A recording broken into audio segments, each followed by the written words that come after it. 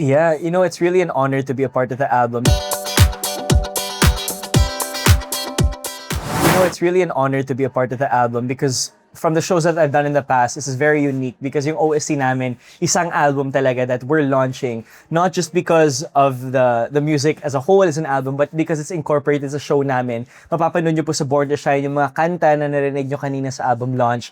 And since kung magustuhan yung performance sa show, pwede nyo i-stream on sa mga digital platforms, which is just so cool. First time ko ma-experience na it's a very interactive OST for a serye. For the last few shows I've done, I was able to be a part of the OST. But siguro ito yung first time na may album launch talaga and may pinaghandaan na ganito.